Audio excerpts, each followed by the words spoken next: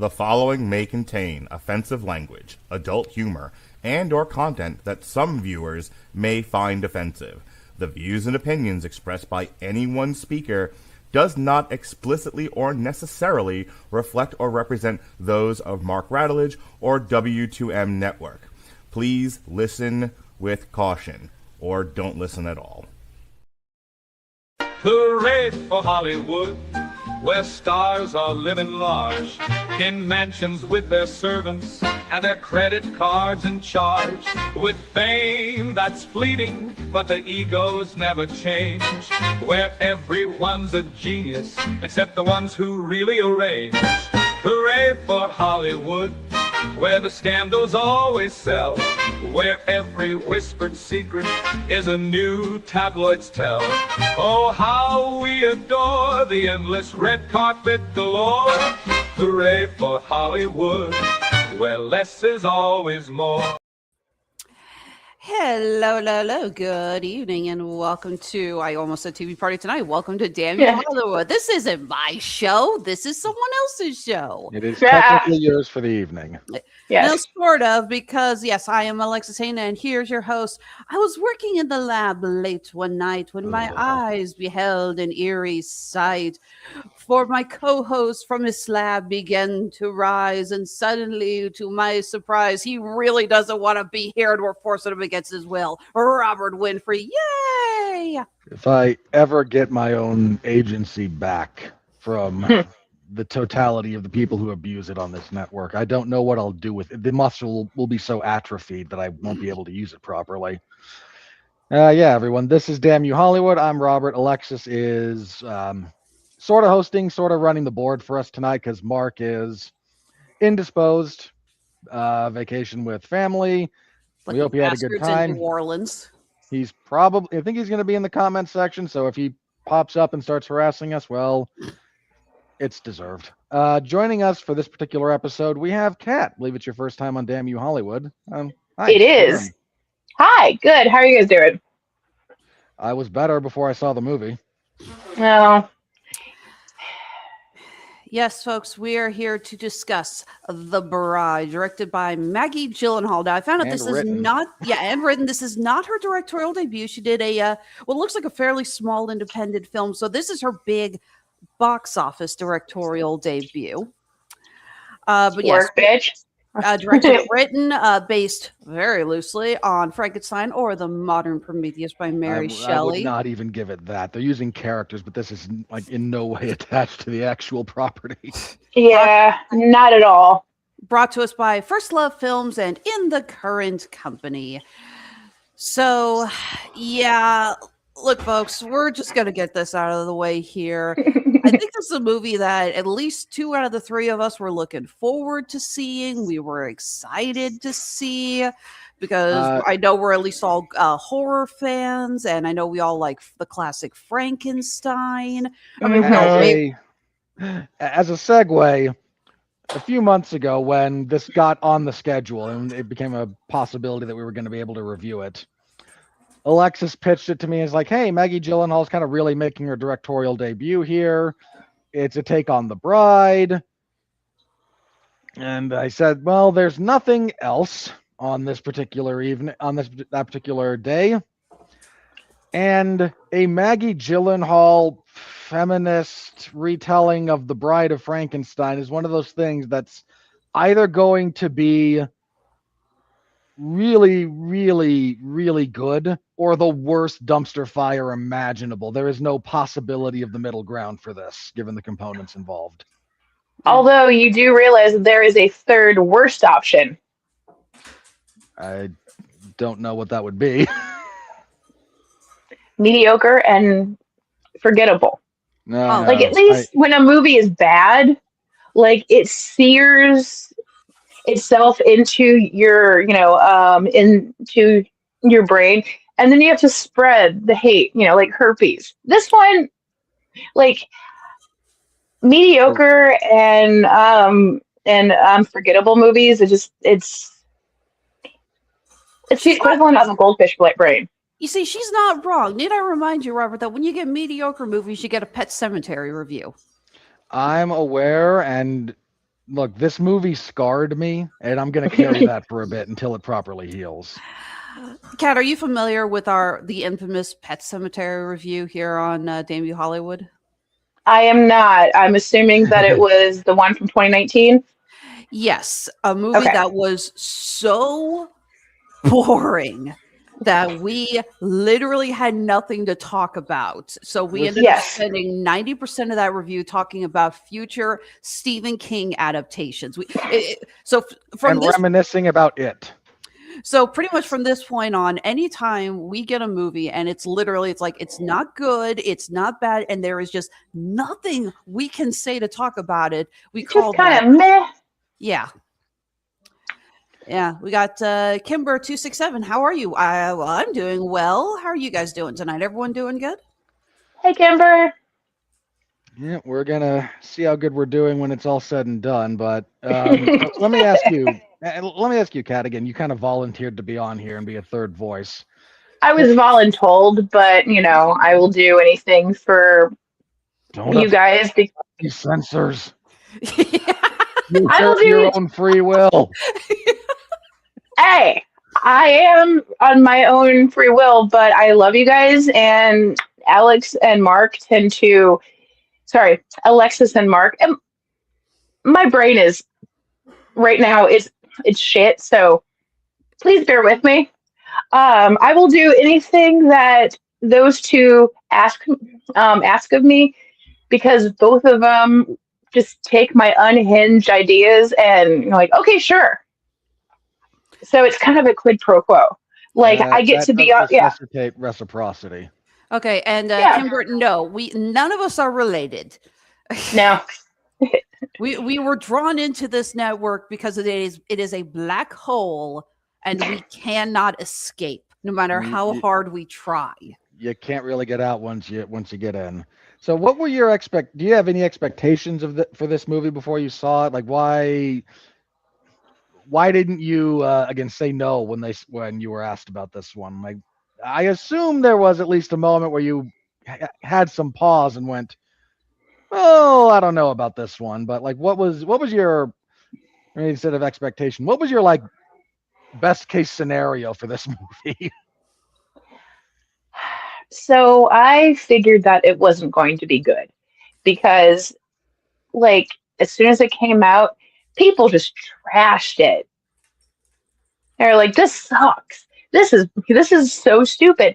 And for me, that's not necessarily a deal breaker, because I've said several times on this podcast, I'm the connoisseur of trash. My very first episode on this podcast, in which I was like invited to do, was Toxic Avenger 1 through 4, right? It was my idea to do a Trauma and triple feature. It was my idea to do a John Waters triple feature. So another one, because Mark's done that before. Yes, but we did the domestic trilogy, not the trash trilogy.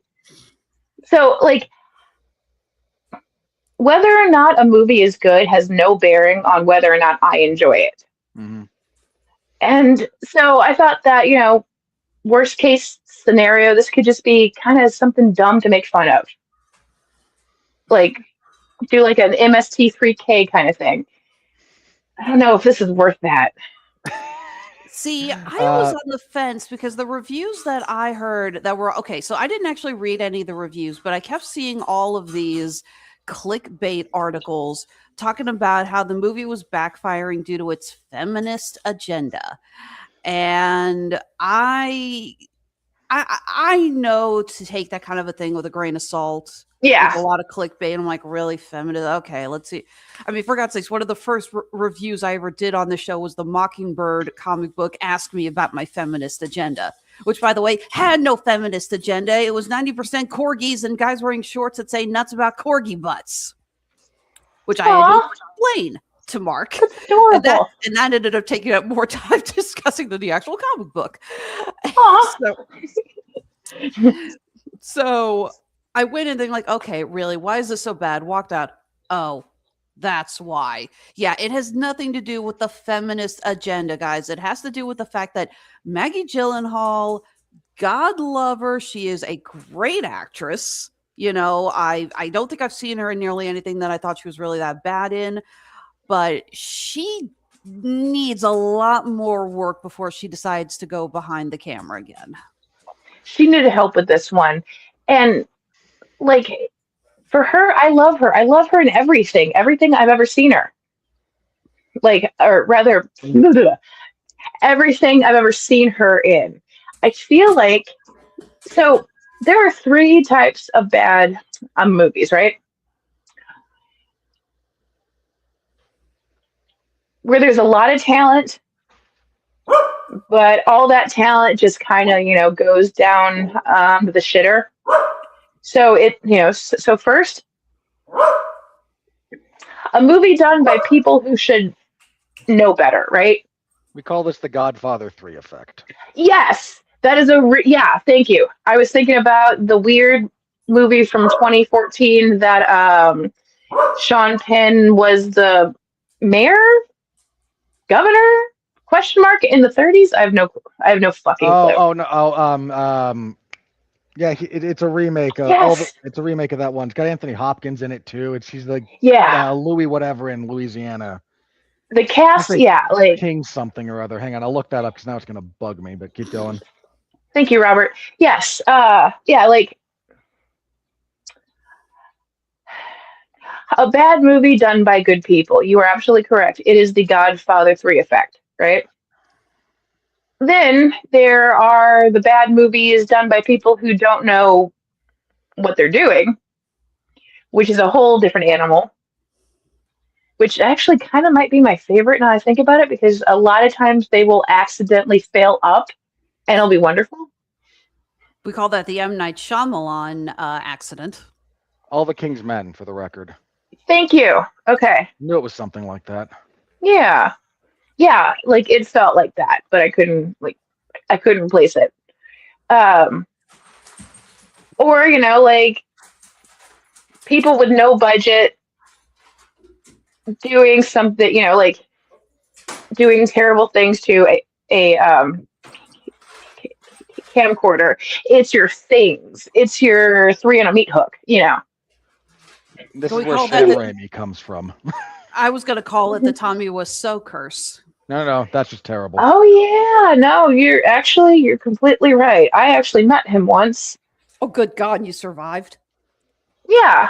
So he wears 2 pairs of sunglasses, one in his eyes, one in his head, and 3 belts. He's also all about 5'5". I'm convinced he was the inspiration for there's this weird like Serbian hitman in like season 3 of The Shield that has a foot fetish and is just like there's a scene where they find his apartment and the detectives are relaying to their captain what they found, and it's like one of the lines that always struck me was like microwave popcorn, no microwave, and like okay, like, I feel like that's Tommy Wiseau. Hey, you both look like you guys played a lot of first-person shooters in the 90s and 2000s. What is the name of Nico Bellic's cousin in Grand Theft Auto 4? Absolutely no idea. I never played GTA. I forgot. Okay, he's that guy. Okay. All right, so moving on. So this movie falls into the first category because the cast is stacked. Roman Bellic. Roman, thank you. I knew it was something that was. God bless you, Google. Like it was like I knew it was something Eastern European, but I knew that it was something that I could pronounce. So The Bride falls into the first category of bad movies done by good people because the cast on this is stacked. Yeah, like, so you've got Christian Bale, you've got Penelope Cruz. Who else is in this? Well, now Oscar winner Jessie Buckley. Oscar winner Jessie Buckley. So, if there's nothing else before we get into this, I'll do the quick plot synopsis and then we can dissect No, this sorry. turkey. Yeah. So, again, anything else, Alexis, or are we gonna jump in? Let's go ahead and go to All the right. plot, such as So it is. we open in purgatory, where we'll never Cool. leave. A black and white hellscape where Mary Shelley informs us that the patriarchy prevented her from telling the real story she wanted to tell. She then pseudo-possesses a 1936 Chicago call girl named Ida, whose name we will change over the course of this movie many times. She then sort of inspires her in the midst of a party at a mobster's speakeasy to say things about the chief criminal you shouldn't say in public. She then gets dragged out of there by a couple of goons who inadvertently knock her down the stairs. She suffers like the weakest neck break in cinema history. I've seen professional wrestlers take stricter bumps than this. The leg break actually made me cringe harder than the leg. Yeah, break. seriously, the leg break's worse than Yeah. oh, her neck's broken. Like that doesn't. Anyway, so she's dead. Movie over. No, that would have been brave. Instead, we move to the Frankenstein monster. 15 minutes.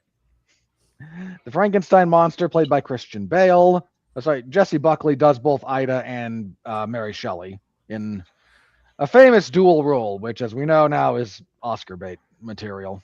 Not for this movie, but in general. So Frankenstein's monster has arrived in Chicago because there's a female scientist who has published stuff on material far beyond what is generally acceptable to have been scientifically appropriate for the time period. But hey, more of that deconstruction later. Who he thinks might be able to help create another version of himself because, good grief, he's been alive for over 100 years. It's been a rough 100 years, and then there's another major event that's about to make it worse. And he's like, you know what? I'm lonely. Can you please help me out here? And the scientist is like, I'm not sure about this. There's a lot of ethical concerns. There's a lot of moral concerns. There's a lot of logistical concerns. And Christian Bale just goes, but I thought you were a mad scientist. It's on the script. And she goes, oh, right you are. You did, in fact, get another shot. So I will help you. For what it's worth, first of all, yes, we are well aware that Frankenstein is the doctor, not the monster. But they specifically say in this script, he said, call me Frankenstein. It was my father's name. Yeah. So we're going to go ahead and just call him Frankenstein or Frank as he goes by through most of the movie. So please spare us the comments of, you don't understand. It's like, yeah, we all know the book. We know what we're talking about. We got this. We promise. We're in our 40s. We get it. So they dig up Ida's body and reanimate it. And she's a little bit conked in the head because death will do that to you. Mary Shelley's presence is also making it more known. So she's a little bit multiple personality, DID coded or Tourette's, if you want to be more timely. That was not on the menu when they wrote this. Otherwise, they wouldn't have done it. She's hysterical. She's fluctuating between personalities and vocabularies and the whole nine yards. And she and Frank kind of start to bond. She wants to go out and explore. And the doctor's like, do you understand what you are? Really, let's not be stupid about this. And then Frank and the monster's like, nah, it'll be fine. Come on out. We'll have a good time. So they go out. They go to a movie because he likes the movies, especially the ones starring Jake Gyllenhaal, which makes him the only person on God's green earth happy to see Jake Gyllenhaal as the lead in a movie. You still haven't recovered from the Roundhouse remake, have you? Or Roadhouse. Oh, Roadhouse. I've never seen it on principle. I thought you were on the Damn You Hollywood talking about that. Okay. My antipathy for Jake Gyllenhaal as a lead is long-standing at this point. He is a tremendously gifted actor. If he's your lead, you're in trouble for a lot of reasons. There hasn't been a device invented to measure your apathy toward him being a lead in a movie. Gotcha. It's up there, right with the sarcasm detector that I detonate on a regular basis. I would say, unless you got Dan Gilroy directing, Gyllenhaal's best left off to the side. He's, again, very talented actor, very good supporting role. He's well used here, actually, when it's all said and He's done. a great character actor. So they go around the town a little bit. They go down the red light district where they find a rave, complete with EDM music and strobe lights in 1936 Chicago. You know, I'm not against anachronistic placement of movie or music and settings and stuff like that. I mean, Baz Luhrmann's Great Gatsby is a favorite of mine, and you can make it work. Gyllenhaal does not know how to make it work. For me, it's non-diegetic music. Sorry, it is diegetic music. Like, this is what they're supposed to be playing, not what we're just hearing as the audience. For me, I think that Sofia Coppola did it best in Marie Antoinette. Oh, yeah. Like, it did, like, that really fit. This doesn't. I kind of maintain the gold standard of that is Knight's Tale, where you just take modern rock and roll and apply it to medieval jousting. Yes. But again, that's not, almost none of that is music that's being heard by the characters on screen. It's played for us, the audience, so we get into the right scene emotionally. Different things, because this is diegetic music. It's what the characters are hearing in the world that sounds like it's coming from a synth made by a very oddly body painted guy who got way too much screen time. So they go to this rave, and that's a bad idea, like most raves. And as they're leaving, they get attacked by a couple of dudes.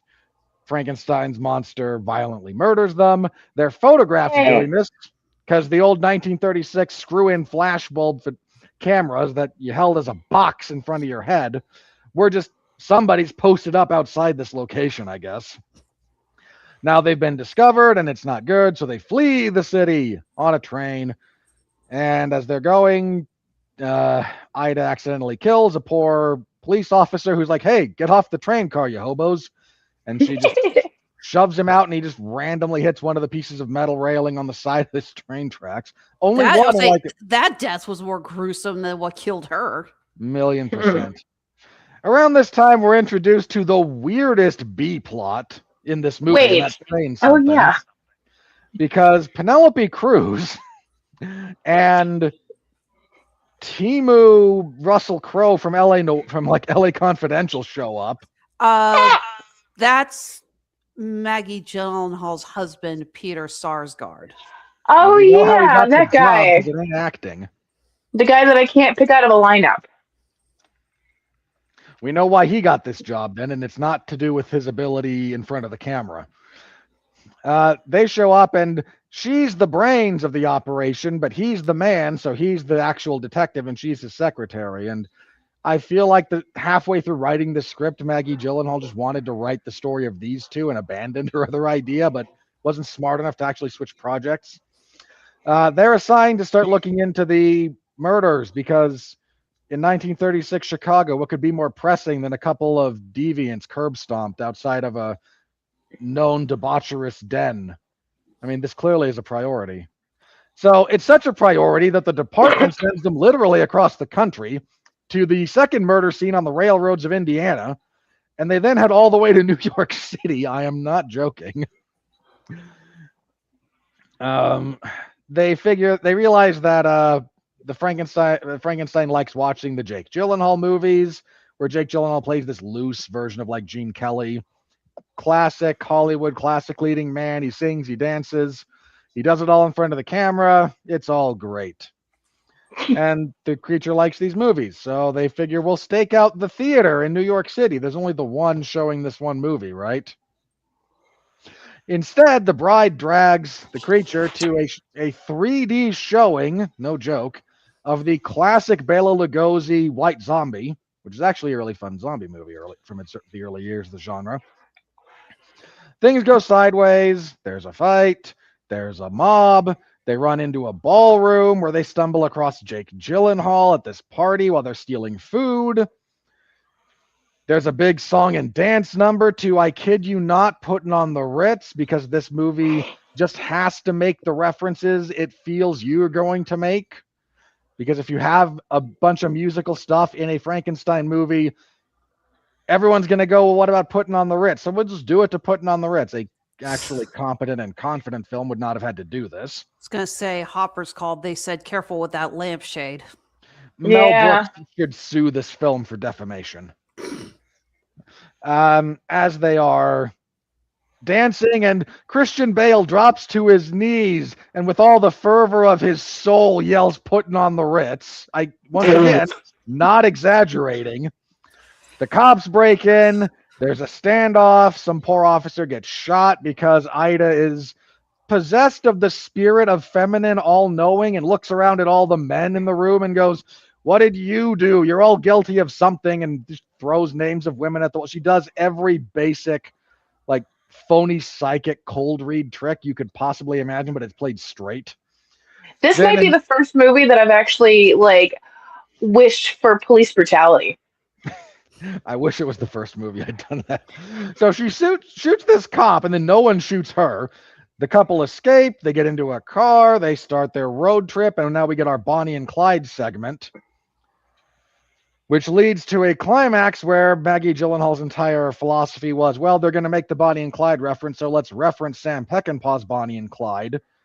Those comparisons do you no favors, madam. We then cut, so there's that, but it turns out that the detective, played by Maggie Gyllenhaal's husband, knew Ida before. There's a whole thing where, like, Ida's memory is shot from before she was dead. She has some memories, so it kind of fades in and out. The relationship with the creature takes a lot of time. This movie is 2 hours long and doesn't need to be.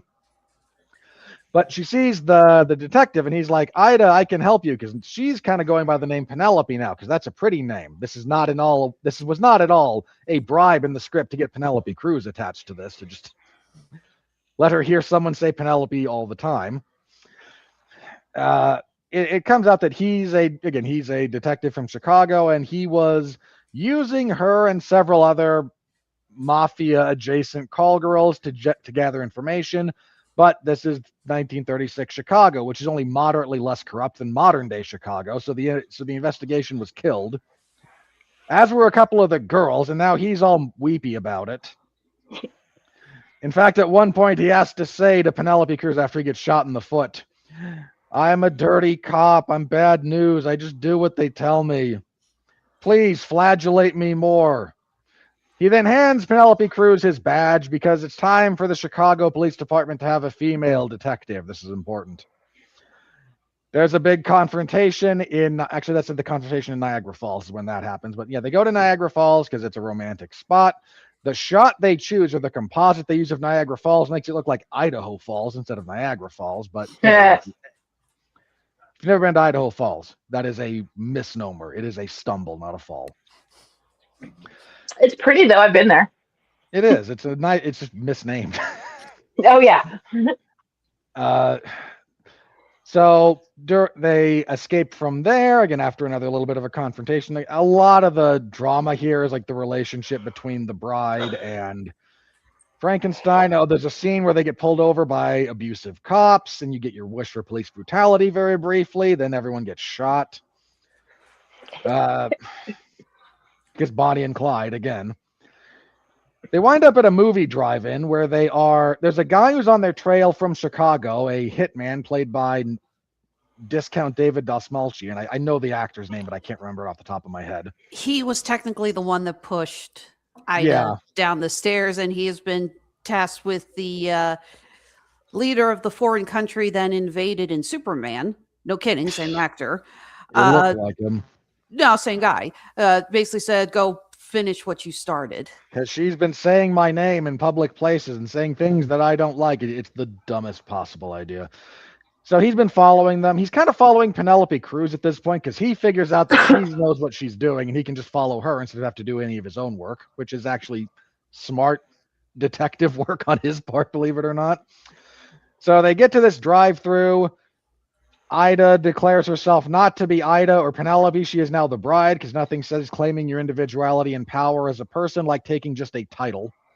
Yeah, not the Bride of Frankenstein, just the bride. She couldn't even be bothered to get the exclamation point in there, but she then kind of declines his proposal of marriage, and then Frankenstein gets shot in the head. She drags his body into a car and drives back to Chicago from Niagara Falls to try and get him resuscitated with the same kind of process. The doctor's like, no, like, what are you talking about? He got shot in the head. Like, I need a new brain, maybe, or I suddenly have ethical concerns. By the way, there's a brief backdrop to all of this, where women all over the world, all over the country, are inspired by the bride to wander around the street and fire off guns in the air, screaming brain attack. Once again, I wish I was joking. Okay, so I was struggling to figure out where the line brain attack came from. Just as I was like, did that get mentioned briefly and I totally zoned out? Or was that a phrase that just got pulled out of Maggie Gyllenhaal's ass?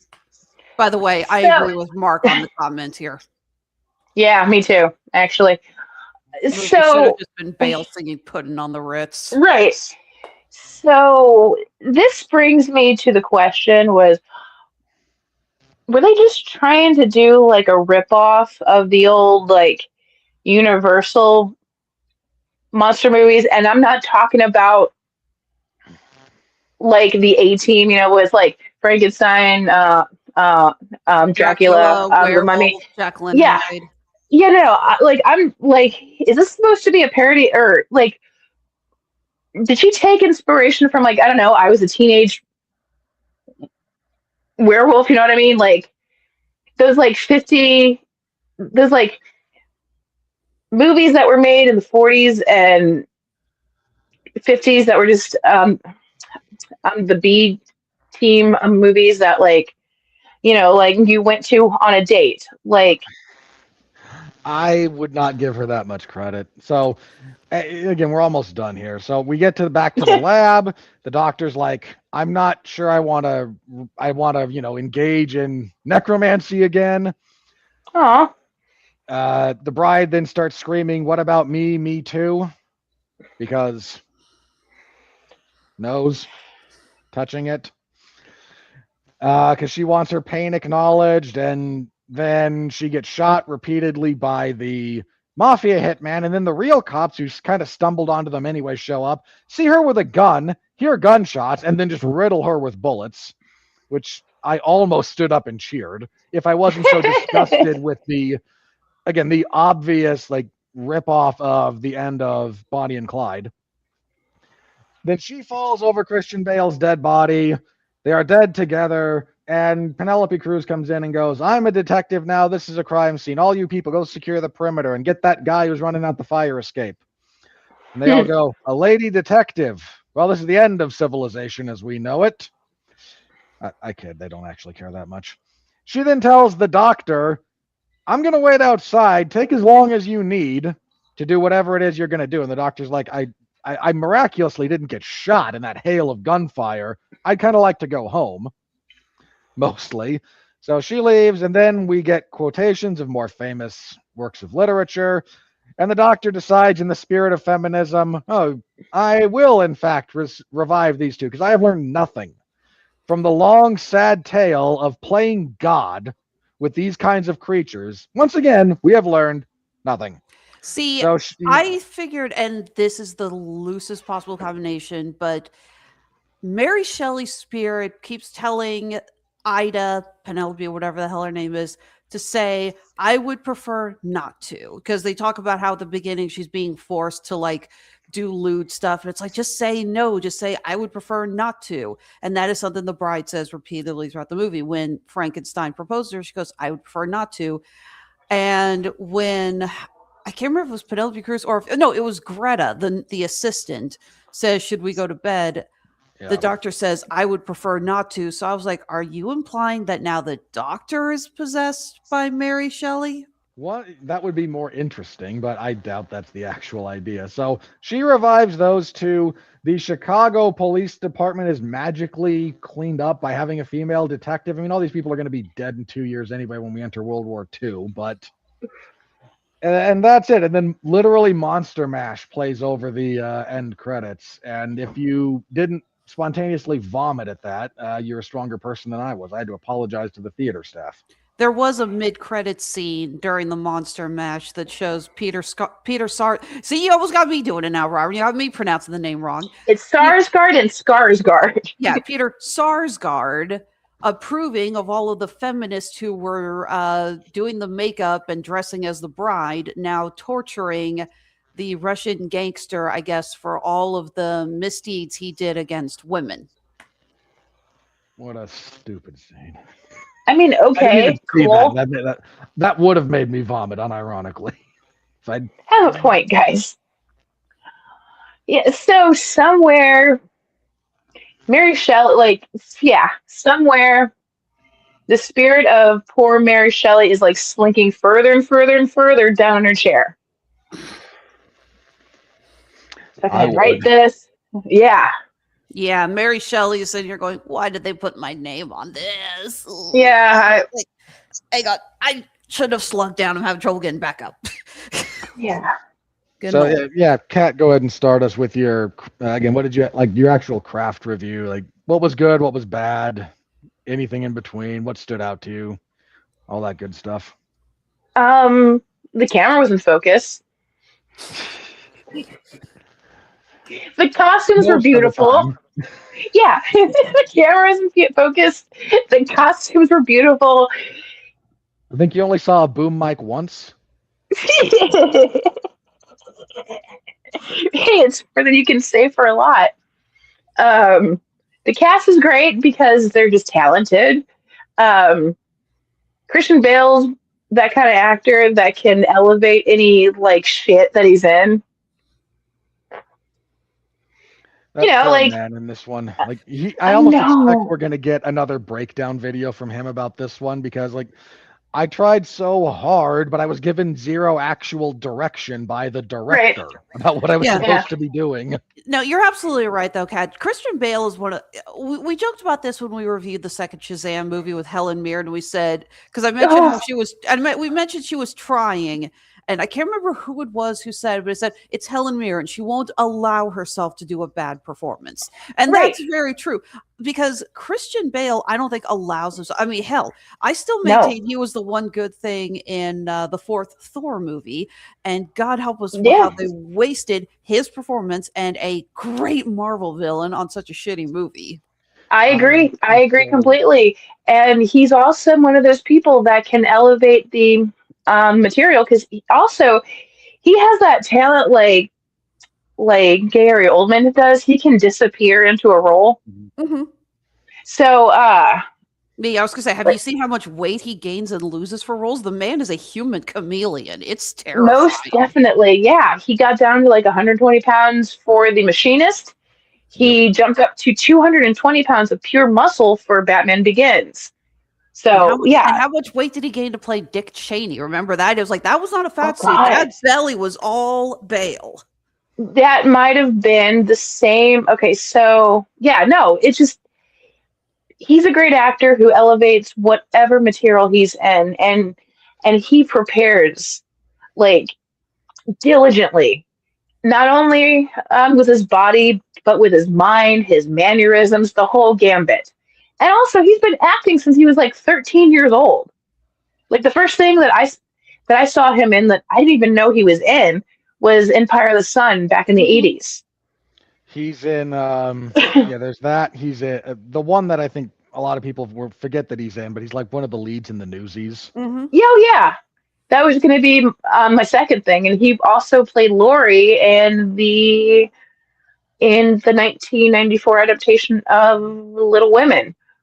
The one that falls in love with Joe and then falls in love with Amy, only to fall in love with that same actress again in American Psycho.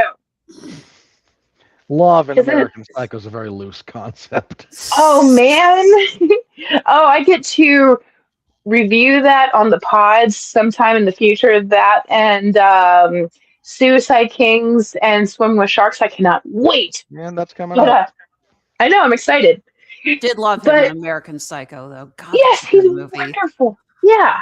See, and he was in that Reign of Fire movie, which I was really excited for at 17. And then I saw it, and I'm like, this is very good. I just miss when B quality movies could boast a cast that was Gerard Butler, Christian Bale, and Matthew McConaughey.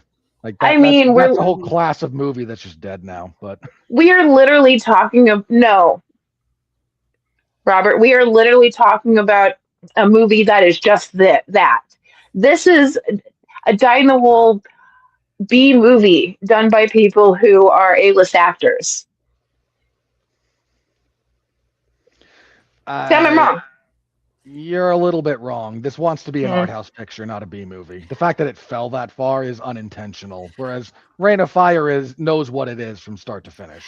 I think I think you're both right. I think this is unfortunately a movie where Gyllenhaal couldn't decide if this was B movie schlock or art house material. Right. And unfortunately, they gave her way too high of a budget, and it wasn't able to stick the landing on either. More on that in a few minutes. Yeah.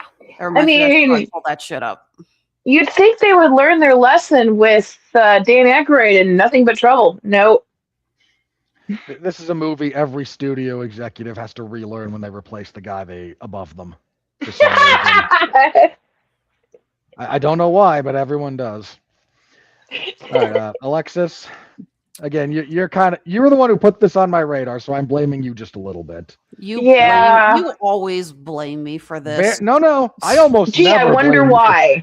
I blame Mark for almost everything. You texted me about this like 3 months ago. Yes, I did, because Mark asked me if I wanted to host tonight's show, and I said, sure, that sounds like fun. Because from the trailers, Are you having fun, Alexis? I mean, I am. Choking myself out with my watch necklace. Okay, from the trailers, I thought we were going to get sort of a dark comedy romance, a very fun twist on a monster movie.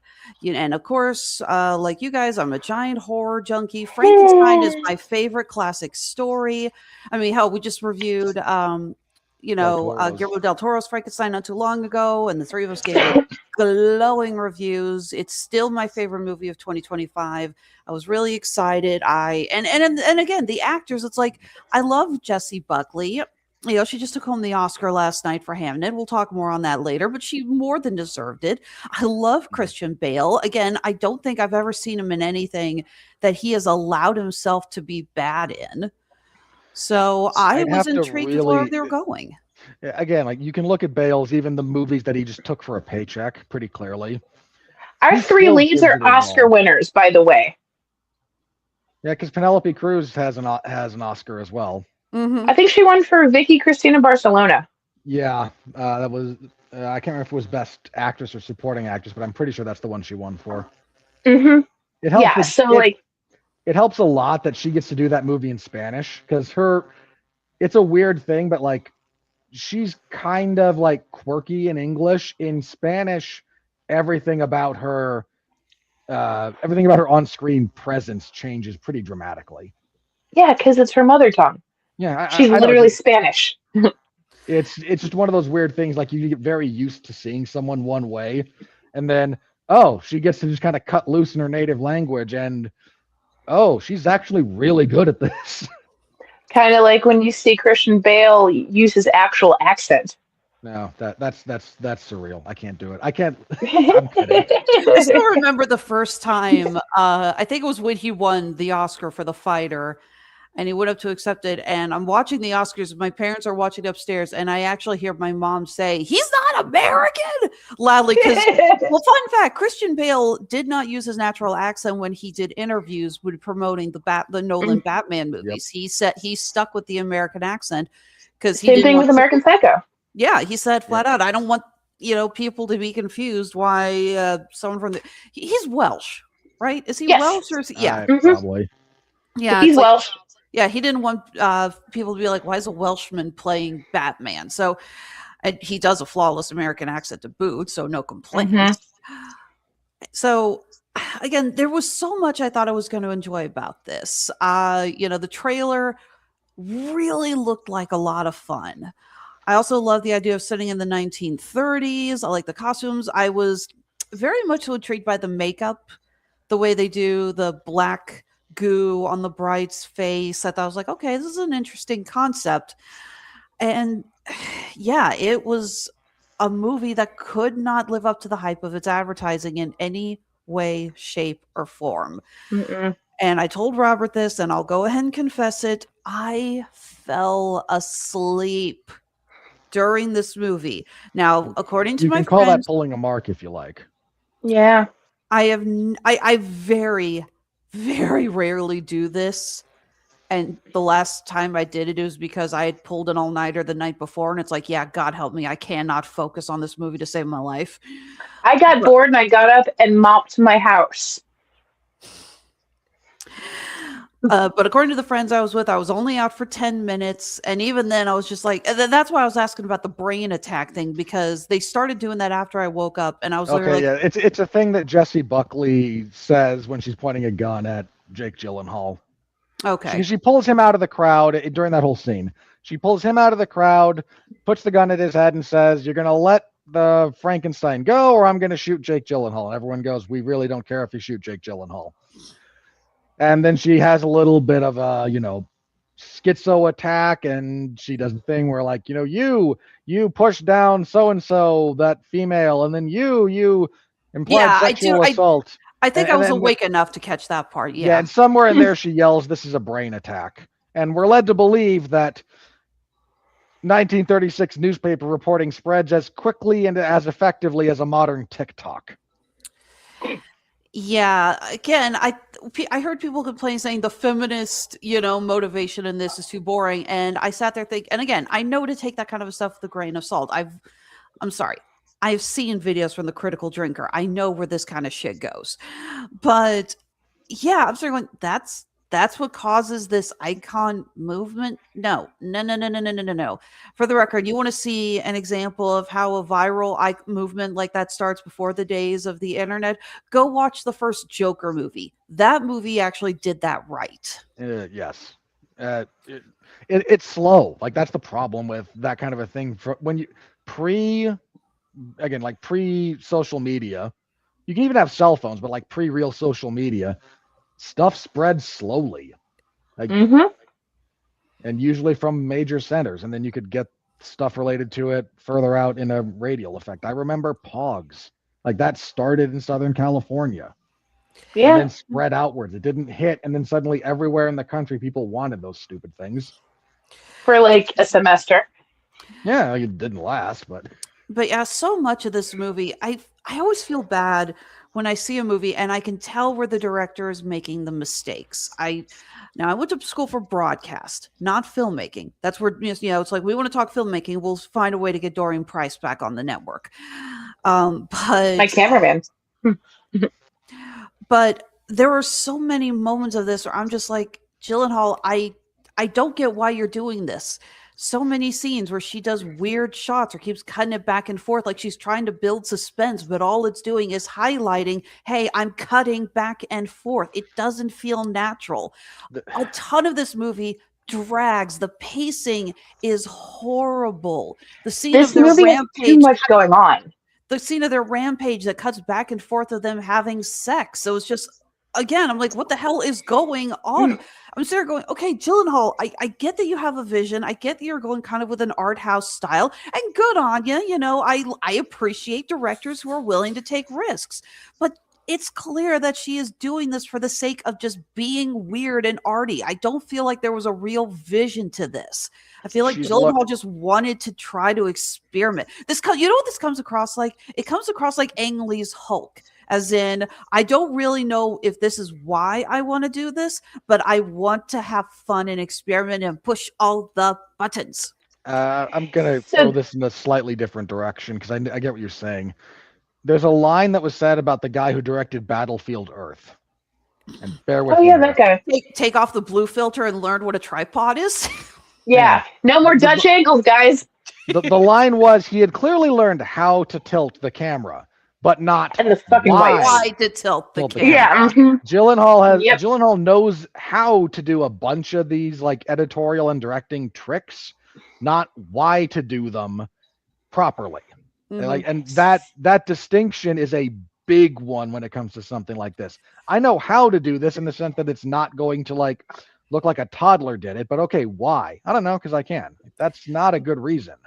This movie is too long for its own good, and it's very dense. There's too much going on.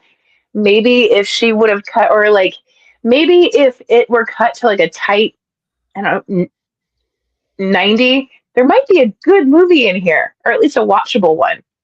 And the worst Watchable, yes. And the worst part of all of this is Gyllenhaal, for all of her experience in film and being a great actress, does not understand the concept show, don't Don't tell. tell. Yep. So much of this movie has to be explained to us.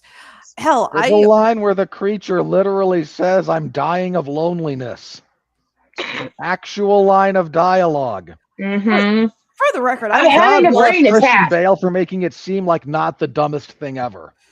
Hell, the opening scene where Mary Shelley is trying to pressure Ida into just saying no to the way she's being exploited, a competent director would know how to shoot that to make it clear that the actress is uncomfortable, doesn't like what they're doing, is trying to get out of it. We don't need some. By the way, I would like to know why the hell Mary she got. I thought it would have been interesting if she became kind of like the DID after she was brought back. Like literally her brain was broken. I thought that would make sense. And I was like, because I look back, I'm like, why did they have her doing that before she fell down the stairs? Just so Jessie Buckley can show off her like transatlantic accent, I guess. I don't know. Again, the only somebody used it. The only thing I really enjoyed about this was a good chunk of the acting. The actors, God bless them, are giving their all. There is a scene that I did legit enjoy. It's when Ida, or the bride, and Frank are driving down, and Frank has concocted this whole thing since she doesn't remember anything about how they were a couple before she had her accident. And he's telling her the story of how he proposed to her. This is right before they get pulled over by the horny cops, by Exactly. the way. But their dialogue and their chemistry in it, talking about it's like, did you say, you asked me, did you ever think about getting married? And I opened up my coat and pulled out the big fat ruby. And there was something there. I was like, oh my God, these two actually sound like there's a story there. I would almost bet money they improv'd that. Like it's so out of place from the rest of the movie that I feel like the direction there was, okay, get in this car and you're going to make up the story of how you proposed to her. And it's like they were good actors in spite of the material that was in front of them. Yeah, and but again, I'm with you. Like that scene actually kind of works because he has to play off of what the gap, he starts spinning something, then she fills in a gap and he has to go with that because he's making it up as he goes along, just like she's randomly filling in gaps with stuff that she half remembers from her old personality in life. And it really does kind of work for that one brief, like 2-minute stretch of time. Mm-hmm. So, and that's what I think hurts the most is when you see that there was an idea and there was some good intention, but it was placed in the wrong hands and handled in the wrong way. This could have been a really good, fun, very art house movie. You know, Gyllenhaal, God love her, does not have the chops to pull something like this off. Yeah, one of the very few grading curves I will use for movies like this is, in fact, if it's a director's first movie. Like that's about the only curve I think is appropriate to apply. Anything else, I'm sorry, suck it up. I would say, didn't we do that when we reviewed Zelda Frankenstein? Because that was, or no, not Zelda, Lisa Frankenstein. Yeah, it was Zelda Williams. Because Zelda Williams directed it. Yeah, that was her directorial debut. Yeah, we gave that. Well, that was a good movie, but we still gave it one hell of a curve.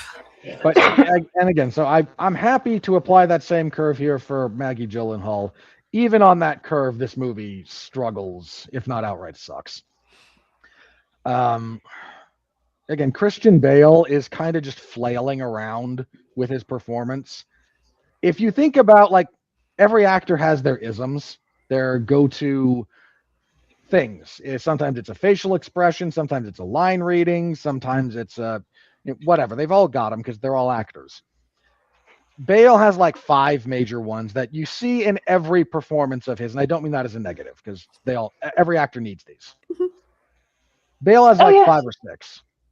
And all of them are in this movie at one point or another. because he's trying to find something that works. And he's Mhm. not given proper direction, or this wouldn't be happening. Because He's trying to elevate the material.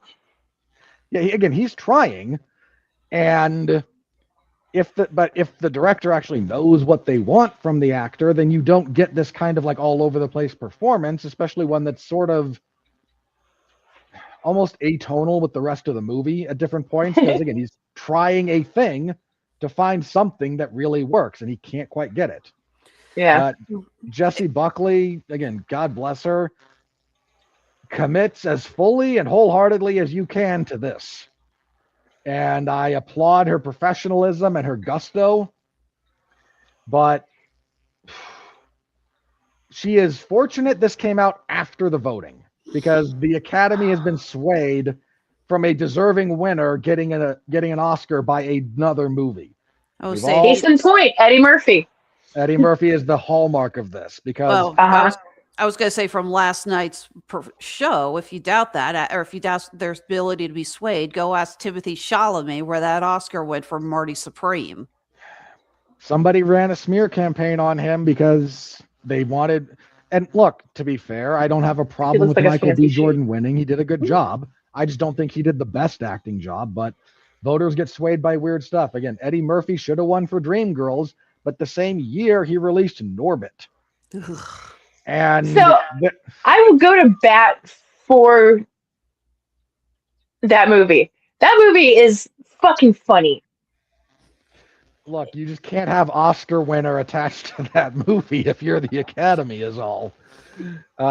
Again, that stuff happens, but she did get this movie delayed long enough to come out after the voting. So Yeah. I think Jessie Buckley will. I don't think this is gonna hurt her or anyone else. It's just gonna be a bad movie on her filmography. Everyone has them. Everyone does that. Again, Christopher Lee's advice to actors was always, if you're an actor, you're going to wind up in bad movies. It's inevitable. The key is not to be bad in them. And It's part of it. Yeah. It's part of the reason why he put a bunch of his own money into The Wicker Man, because he was typecast as Hammer Horror's Dracula, which were bad movies, but he just happened to be really good in them. Yeah, and so that's kind of where this one's going to end up. The weird side quest, again, if I have a really like foundational problem with this, there's stuff with the direction that I take issue with, but I think could be handled better. When the writing is this bad, there's no saving it. Like the script is the foundation of everything that gets done. You have to be like one of the very, very, very best directors to ever walk God's green earth if you can take a bad script and make a really good movie. It's almost impossible. Like there's a reason that even the very best directors are selective about that stuff. Conversely, of course, a bad director can ruin the best script in the world. Like that's important too, but when you do both and you can't do either one very well, you've never got a chance in hell.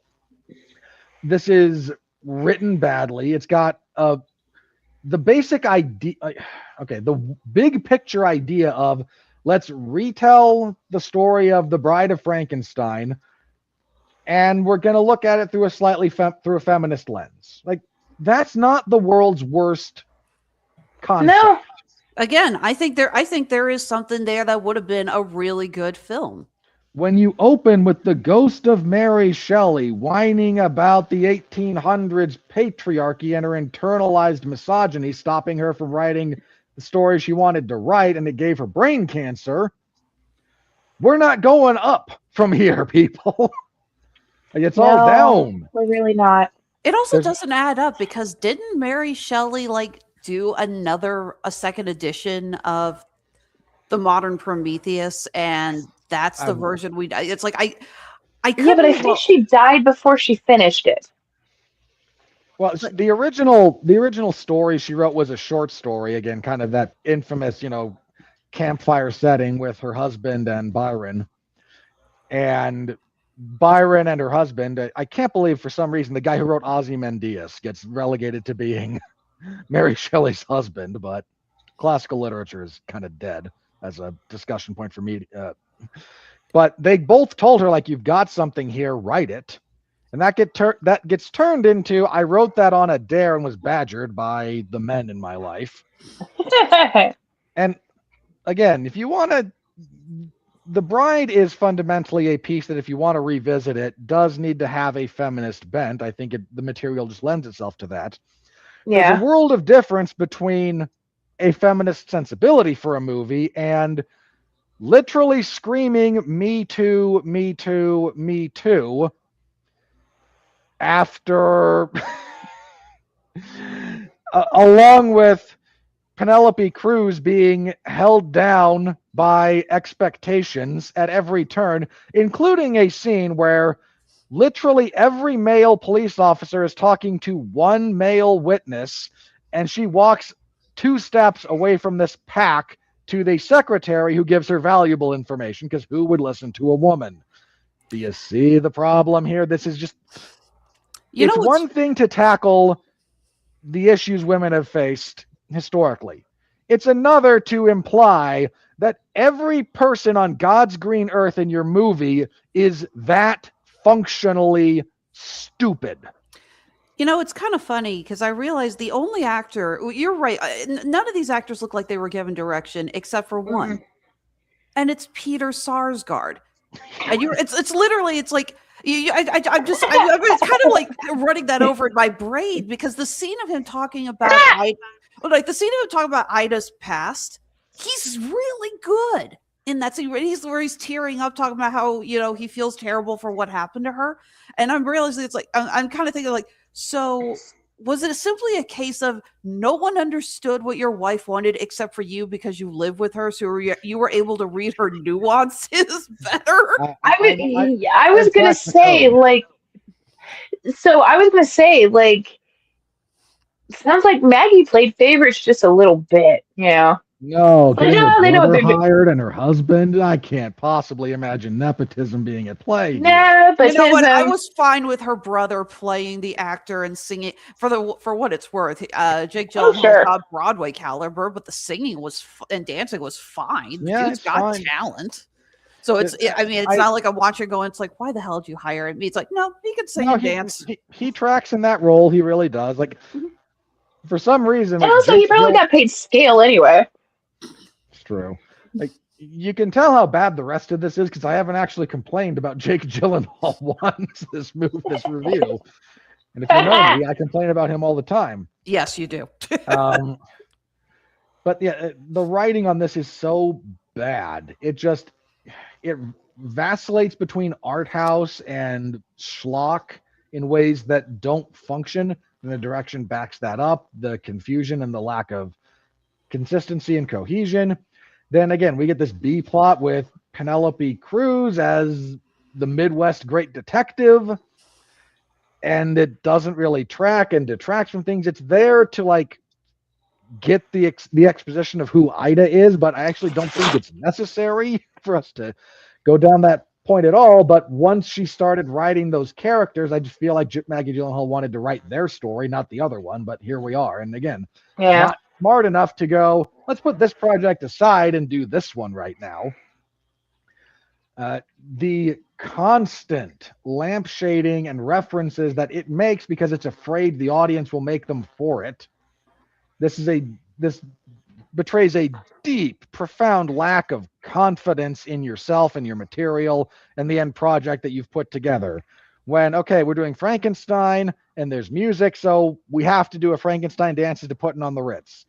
Yep. And it's a 30s couple movie where they're on a rampage, so we have to do a Bonnie and Clyde reference. And in this case, it's going to be the finale where they get shot to pieces. And this is a very, very dated reference. I'm very aware of that. But if you don't know people who saw Sam Peckinpah's Bonnie and Clyde in theaters, they talk about that like people talk about Nom.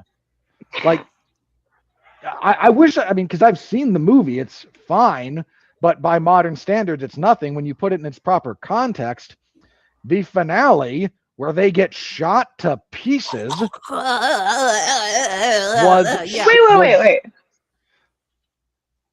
Good. So, are we referring to the Robert Redford and Faye Dunaway one? Yes.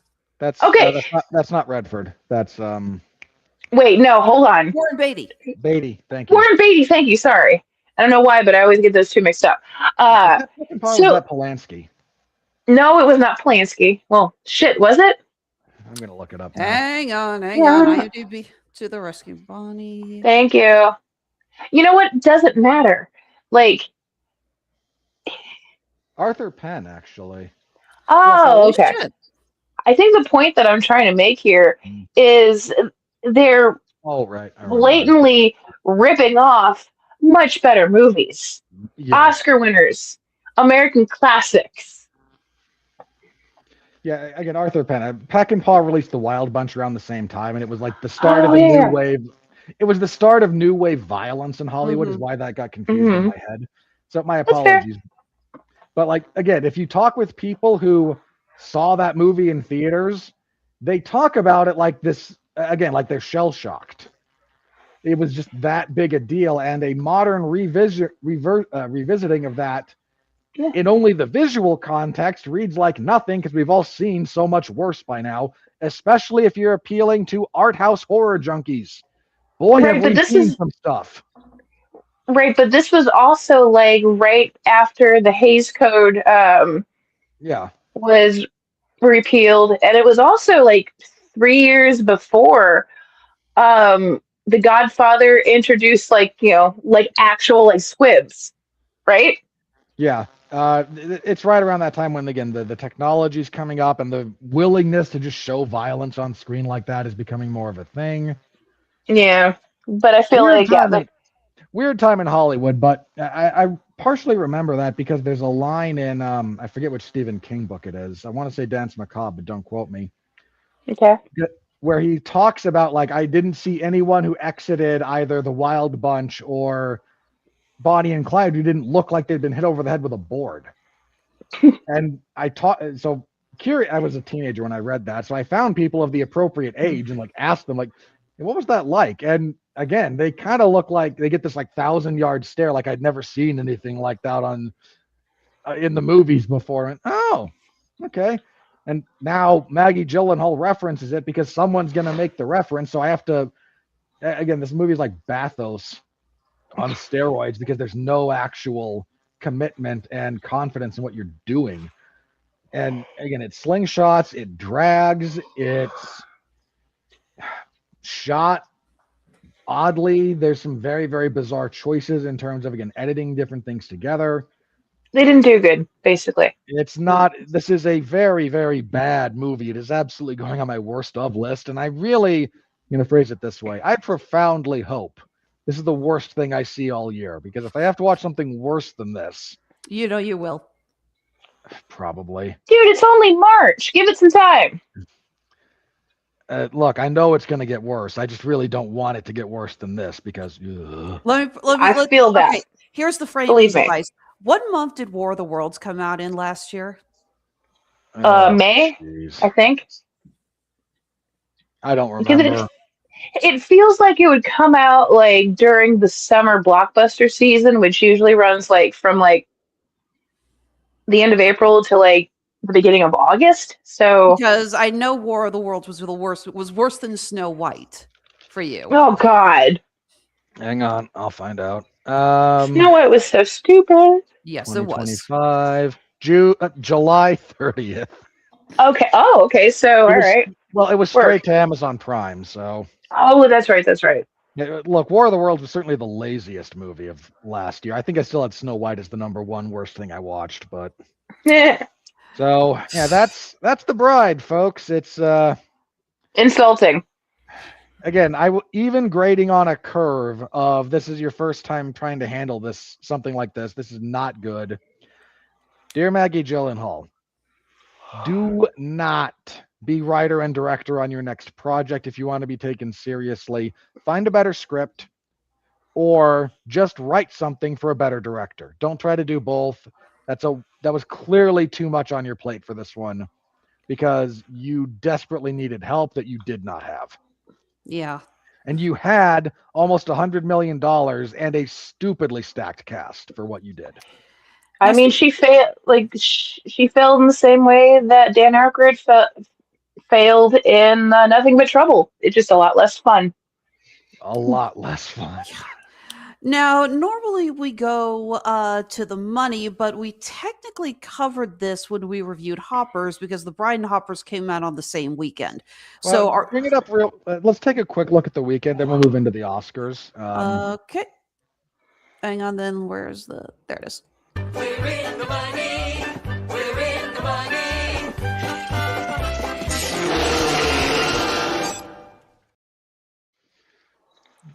And Okay, adding to so stage.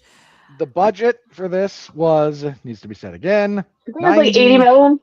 $90 million minus that, without including advertising. And I think the last time I checked, it was I think they had grossed 27.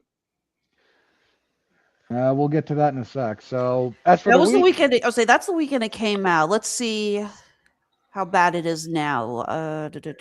More recent weekend. All the goes from 3 to 6, 70% drop. Damn. okay, so for the weekend that was, I'll go through this real quick. Hoppers retained its spot at number 1. Really strong hold, actually. Only a 36% drop. Family movies are in demand, it seems, and Pixar has sort of rebuilt its cachet. Reminders of Him debuted at number 2. Undertone debuted at number 3. We'll be reviewing Undertone at some point in I think next week, right? Wednesday, 2 days. Okay, I will have to. Okay, I for some reason thought it was a 2 in front of that date, but I will. Are you okay with doing it on Yeah. this coming Wednesday? Okay. Because you said you were busy on St. Patrick's Day, so I am, but I will do so. I will get. Yeah, that's not a problem. I just do it tomorrow instead of a week from tomorrow. Honestly, Undertone's probably a movie you want to try to see in a theater by yourself. From what I've been hearing, since the scares come a lot from the audio, it's probably better to see it in a movie where you have more control over the sound around you and you don't have to worry about people talking, laughing, checking their phones. So Scream 7 fell from 2 to 4. Goat fell from 4 to 5. The Bride fell from 3 to 6. As mentioned, a 70% drop from its opening weekend. Hoppers is going strong, but that's to be expected. It's a kids movie. Yeah, I think we predicted that Hoppers is probably going to hold on to a pretty close, if not the top spot, pretty close to the top spot until the Super Mario Galaxy movie comes on, and then it will be promptly dethroned. No, it's dropping. It's dropping this weekend because Project Hail Mary comes out on Friday. Oh, right. Yeah. And that will take its top spot, but it doesn't have what Hoppers doesn't have is family competition until the Super Mario Galaxy. But Project Hail Mary is going to take the overall top spot next week. Anyway, Kiki's Delivery Service re-released came in at 7. Wuthering Heights fell from 5 to 8. The re-release of Teenage Mutant Ninja Turtles 2: The Secret of the Ooze will give Kevin Nash a nice little payday again. I forgot that was re-released. I hope that's playing in a theater near me. I called up a friend of mine who went to go see it, and fun fact, he on the side teaches breakdancing at the local community center. And No way! So I asked him, I said, dude, was anyone singing along to the ninja rap in the theater? He said, no, but I was recreating the dance moves outside the theater when I got out. I'm like, yeah, of course you were. I wish to God someone had been filming that, though. Joe, you better tell me someone was freaking filming that. Whether he knew it or not, someone was. Yeah. I went to the re-release of the first one last year because I wore that VHS tape out as a kid, and I was gonna take advantage of seeing that on the big screen. I'm not going to another re-release until April because the re-release of Silence of the Lambs is coming this year, and 35 years. Gun to my head, that's my favorite movie of all time, and I've never seen it in theaters, so I'm going to be taking that opportunity. Crime 101 fell from 6 to 10. As far as debuts, Slanted debuts at 14.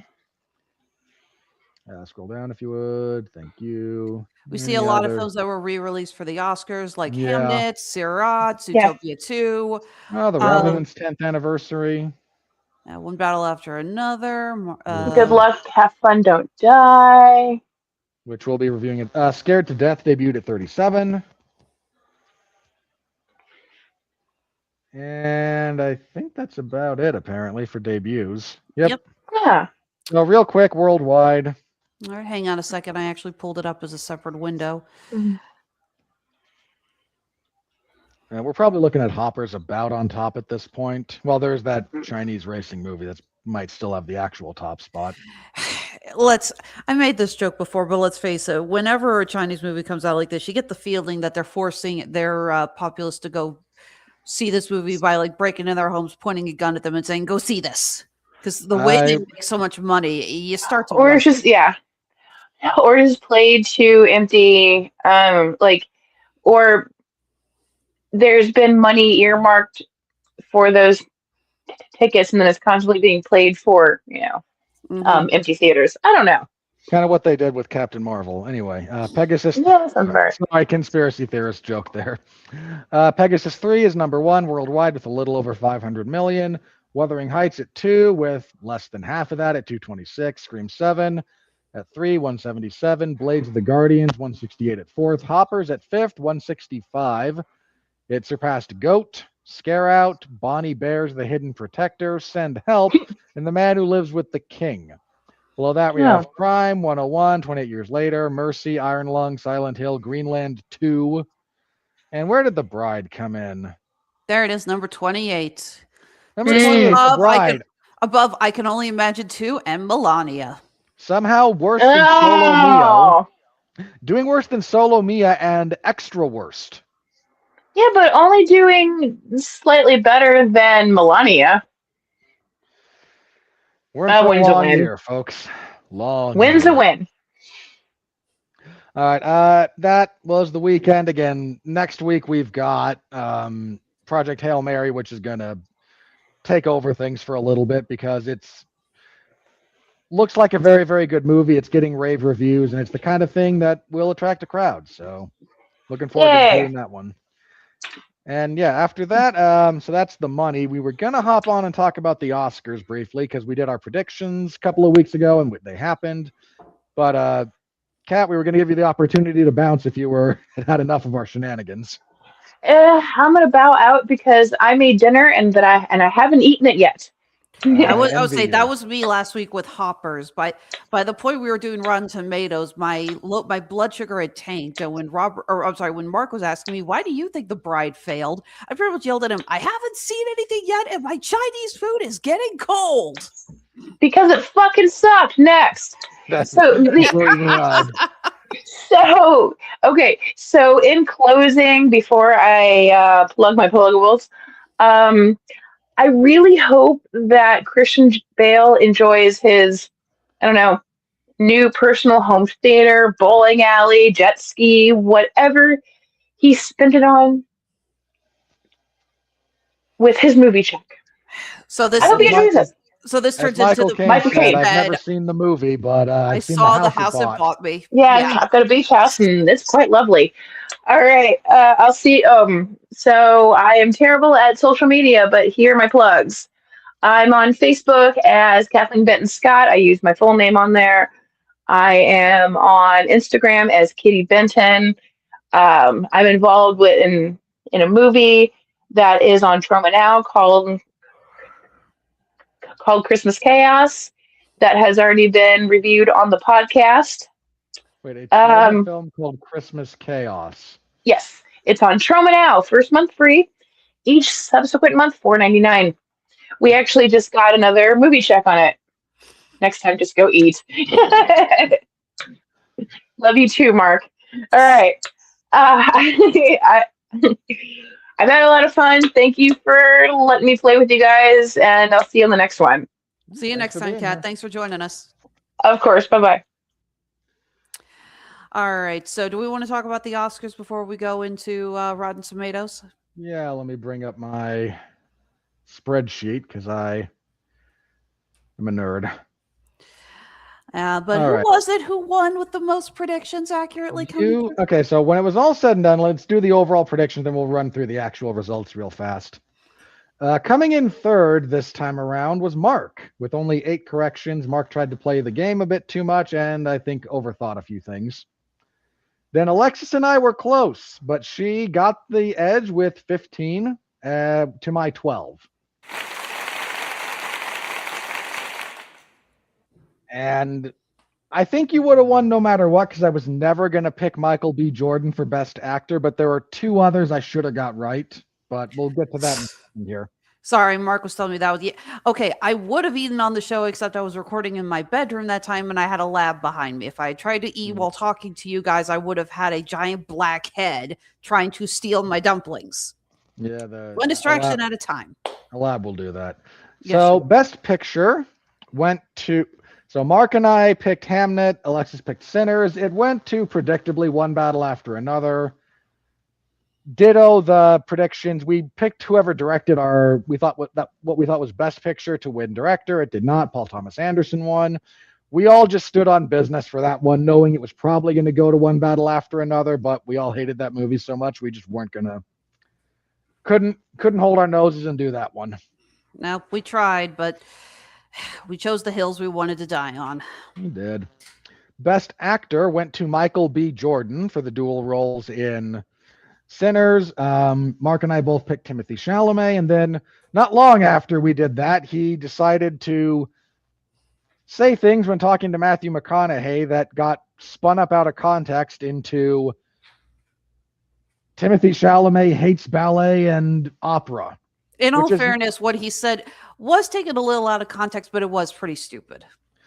He badly phrased it because for some reason he wasn't comfortable. If you're going to be on camera and you're going to say something like what you said there, you do need to phrase it properly. His point was, I don't want cinema to become what ballet and opera are, which is niche audience art forms. Mm-hmm. Which is a fair critique. Opera and ballet used to be much wider reaching and have become more and more niche over time. Mm-hmm. But that got all the ballet people and all the opera heads a little bit spurred up. And because 90% of Hollywood is just theater kids who never emotionally matured past high school, it kind of bit Timothée Chalamet in the ass. I hang out with former theater kids, so you're not wrong. I'm just going to say, like, I wish I was wrong about it, but I'm not. So that went to Michael B. Jordan. He was a perfectly acceptable second choice in that running. He also was the one who won the SAG. So if you follow award seasons, the winners of the SAGs 9 times out of 10 end up winning the Oscars. Because the actors vote heavily in the Oscars as well as members of the Academy. Mm-hmm. Best Actress, we all picked Jessie Buckley. She won that pretty much walking away. Good for her. Best Supporting Actor, none of us got right. Mark went with Benicio del Toro. You and I went with Jacob Elordi. It went to, God help us, Sean Penn. Second year that particular category, all 3 of us strike out on. I need to curb stomp Sean Penn. I hate that guy. He's in Ukraine. Have fun getting a ticket. Hopefully some enterprising Russian sniper. We will give you American citizenship if you deal with Sean Penn for us. Not jumping on that wagon. But no, that's why he didn't show up at the Oscar. I do love Kieran Culkin saying Sean Penn could not be here or didn't want to be because he legit did not know where he was. But apparently, Mr. Sean Penn is doing charity work in Ukraine right now. Hanging out with drug lords again, no doubt, because that's half of what he... Don't give me that. You know he does. Like I'm not saying it's not public knowledge. Look, I'm not saying anything. Now, I will say, no, he didn't deserve the Oscar, okay? No, Benicio del Toro was the front runner to win, but I stand by the Jacob Elordi should have won. His performance as Frankenstein's monster was amazing. Look, my gripe with Sean Penn is he has now 3 Oscar wins, and he's only deserved 1 of them. Which one? For Mystic River. I think he genuinely deserved. That year was tight. It was between him and Mystic River or Bill Murray in Lost in Translation. Oh, that's right. The second one he got was the one where we all said, what the hell do you mean Bill Murray didn't win? Well, no, that was his first one. That was his first one? I thought that was the second one. No, his second one was for playing Harvey Milk. Are you sure? No, that was the one that beat Bill Murray. No, that one beat Mickey Rourke in The Wrestler. I remember that because Mickey Rourke literally won every other acting award except the Oscar. You're right, because I was confused because that was also a year that we all said, "What the hell do you mean so and so didn't win?" And they gave Yeah. it to Sean Penn because Mickey Rourke totally deserved it that year. That is one of the big Oscar misses of all time from where I sit. And look, again, him in Mystic River or Bill Murray in Lost in Translation, that is the closest of close races because they're both so damn good in those movies. But yeah, he didn't deserve to beat Mickey Rourke. He didn't deserve this one either. But hey, we can't give Ray Fiennes an Oscar because he already won one, right? Meanwhile, Sean Penn gets his third for a not particularly compelling job either. So I'm not annoyed by any of that. Okay. Best Supporting Actress. Mark went with Tiana Taylor playing the odds there, which again, banking on the one battle after another rolling hype. It actually went to Amy Madigan, which you and I correctly predicted, and we're all very happy about. Mm-hmm. She set a record in this one, believe it or not. Oldest winning actress in that category, correct? I think so, but she's had a more interesting one. Longest time between nominations. Oh, interesting. Nominated back in the 80s. I forget. Oh, wow. But wow. yeah, she has this giant gap of like 40 years or more between Oscar nominations. It's interesting because the people who were talking about gaps in nominations were talking mostly to Kate Hudson, who was nominated in 1999 for Almost Famous and then got nominated last night for Song Sung Blue. That was the big gap everyone was talking about, but you're absolutely right. Amy Madigan's was longer. Yeah, it's the record now for... There's another record that was set last night, actually. There's two more records we'll talk about when we get to them because they're kind of funny.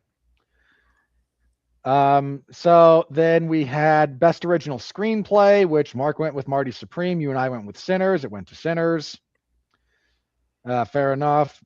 Best Adapted Screenplay. You and Mark went with One Battle After Another. I should have as well, but decided that was one of the hills I was going to die on. Mm-hmm.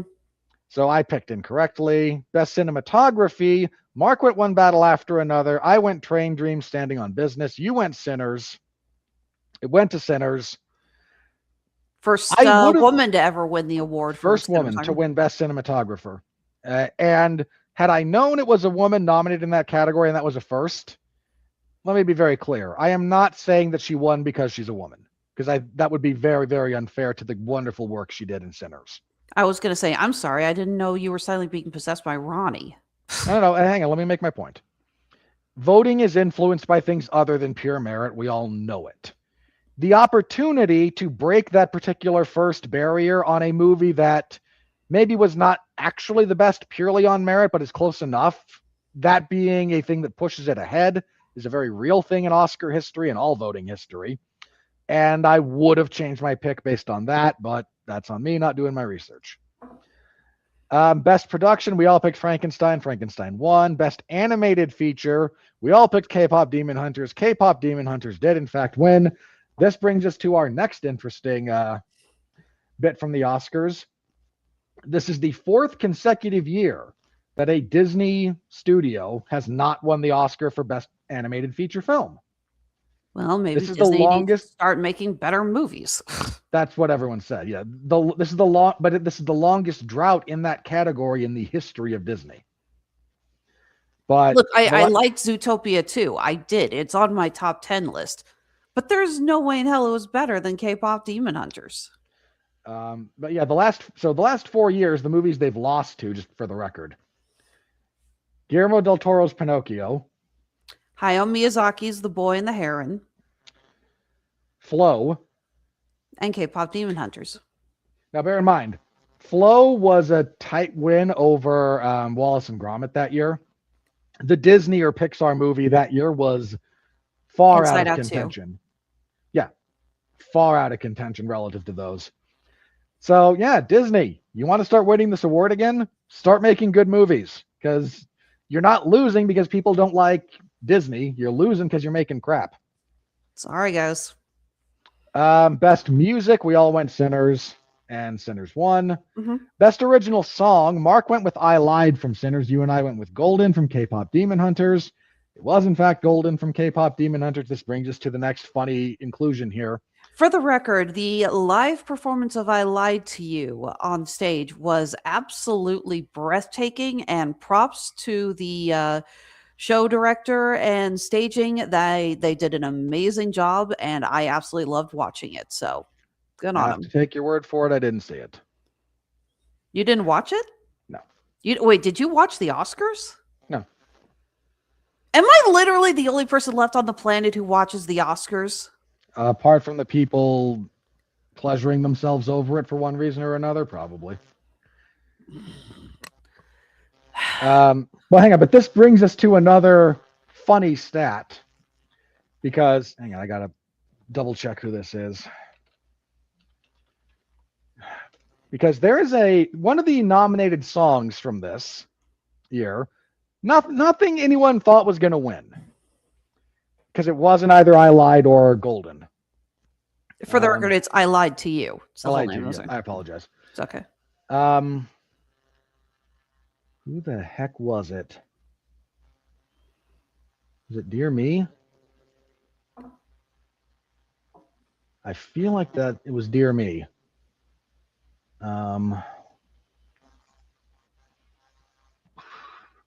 Awards.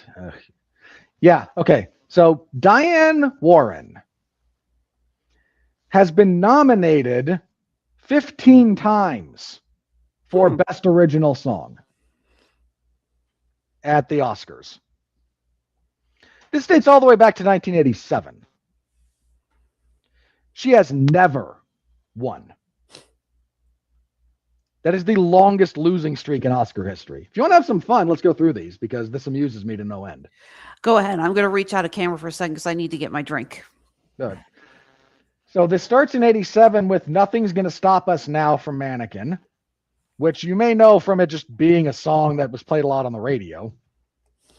Because You Loved Me from Up Close and Personal. How Do I Live from Con Air, which again, just got played on the radio a lot. I Don't Want to Miss a Thing from Armageddon in 1998. Music of My Heart, You'll Be There, Grateful, Till It Happens to You, Stand Up for Something, I'll Fight, I'm Standing With You, Scene from Somehow You Do, right? Applause, The Fire Inside, The Journey, and now Dear Me. So again, you're looking at 1, 2, 3, 4, 5, 6, 7, 8, 9, 10, 11, 12, 13, 14, 15. Sorry, 17. This woman's work has been nominated in this category 17 times without a win. Ouch. Again, that's one of the most bizarrely impressive records. She got an honorary Oscar a few years ago, but again, the fact that she created like at least 4 songs that just became like Billboard top 10 hits is actually quite solid. But if you want an amusing stat line for this one, there's that as well. Best sound design, we all said F1. It, of course, went to F1. Best casting, you and Mark went Sinners, I went Hamnet, and the Academy went One Battle After Another because they suck. In all fairness, casting this was an inaugural award. This was the first time putting it in. And I don't think any of us really knew what they specifically would consider good casting worthy enough of an award. So we were all just kind of playing loose with our theories. A little bit, yeah. Best makeup, Mark picked The Smashing Machine because he wanted to. You and I went Frankenstein, it went to Frankenstein. Costuming, we all picked Frankenstein, it went to Frankenstein. Best editing, Mark picked One Battle After Another. You and I went with F1, kind of standing on business. It went to One Battle After Another. I think that's the only one that Mark picked right that we both missed, that you and I both missed. I think you're right. Best, in fact, hang on, let me check because I color-coded my spreadsheet. Yeah, it is. That's the only one that he uniquely got right. Best visual effects, Mark went with F1, you and I went with Avatar, went to Avatar. And best international film, Mark picked The Secret Agent, you and I went with Sentimental Value, it went to Sentimental Value. So again, the big tiebreaker here, what should have been was just Michael B. Jordan for Best Actor. But that, and then best adapted screenplay and best cinematography were the only ones that separated you and me. So Well, that's why I had the scorecard when we went over our predictions, so we could go over. It's like, okay, here's the ones that have won the most before, so they have Yeah. a better chance. Yep, and one of these years they will get the Oscars closer to the SAGs, so the betting lines can't be as influenced. Now that we've commodified everything about human interactions with odds, that's not going to come back in horrible dystopian ways, I'm sure. Mm-mm. So those were the 2020. Those were the 98th annual Academy Awards. We're coming up on big ol' 100. So And the 100th will. Oh shit! The 100th will be the last one before it officially goes to YouTube. yep. So that'll be a fun time. The in memoriam section sadly did not give Robert Duvall proper credit. Didn't they do that? Wait, no, he was on there. He was, but like he should have got the Robert Redford treatment, and he didn't. Is more my gripe. The in memoriam has complaints every year, and I'm not does. saying you're not wrong, but every year so there first of all is a complaint that a lot of actors get missed, and that is because the Academy does have kind of a scale on whether or not this person counts as a someone who worked in film or someone who worked in television. Yeah. And a lot of times if they have more TV credits, like with Eric Dane and James Van Der Beek passing, they're not going to get mentioned. So, but the fact is that every year people get left off the list just because there's only so much time and they can only do so many people. It sucks, and I'm sorry, but the in memoriam has yet to knock it out of the park. I will say this was a better presentation of the in memoriam than a lot of what we've seen in the last few years. At least this true. one, they didn't have a choir that they were cutting to, distracting from the screen. I greatly enjoyed Billy Crystal's tribute to Rob Reiner with several of the actors from his movies joining him on stage. Really like that. Rachel McAdams' tribute to Catherine O'Hara and other women who have passed away was great. Did you read? Apparently, okay. So Barbara Streisand got to do a little speech to Robert Redford and got to sing one of her signature songs. Apparently, Jane Fonda is pissed because she said Jane it should have Fonda been her. can. I have a lot of things I could say about Jane Fonda that I'm not going to for the sake of not getting YouTube mad at me. Now, apparently, she wanted to do the tribute to Robert Redford. I, for the record, do not remember if she's done more movies than Barbara Streisand. Streisand had a very loving tribute, though. So Yeah, again, like it was really just Robert Duvall that I thought they kind of shortchanged. When they go out of their way for some of the others, like Redford and Reiner, I mean, Duvall's not just he's a multiple-time nominee. He's an Oscar winner. He's one of the like touchstone actors. I just thought, again, whatever you did for Redford, you should have done for Duvall is kind of the way I felt about it, but it's a minor quibble. But yeah, that was the Oscars, and we will do that again next year, and we'll see if Alexis can keep her streak alive. Yay! We will not be talking about The Bride this time next year. Yay! Unless we decide to pick the Razzies. So Sean Comer is actually, he put out a statement because I posted the Razzies in the chat saying it's like, hey guys, check out who won the Razzies, and guess what? War of the Worlds and Snow White swept them. As they should.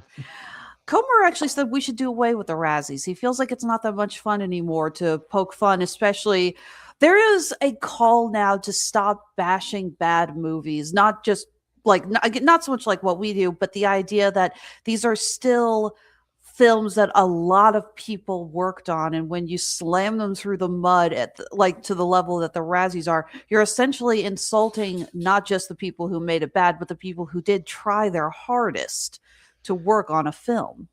I'm okay with kind of like pulling back on the culture of demonizing everything about a bad movie, because like, there's a lot of people who do a lot of work, and almost no one tries to make a bad movie. I mean, the producers is a real thing, I suppose, but apart from that,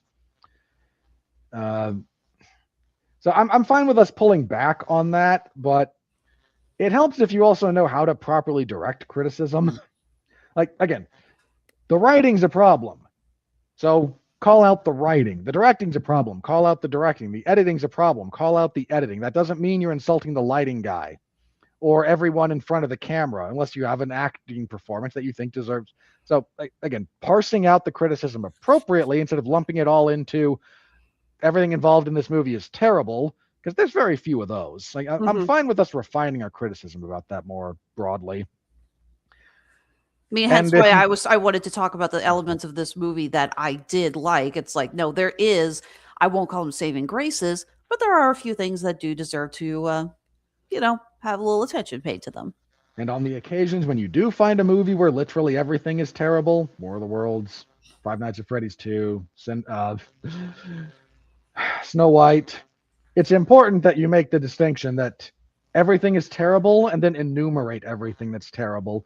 And then, of course, say, and by the way, the guys working the sound and the guys working the lighting and the actual camera operators, God bless you. You're out there doing the best you can on something that you had to know was just absolutely terrible. You know what? I'll even give credit to Snow White. Production design and lighting was good. It's a very beautiful looking movie as long as you're not paying attention to the CGI.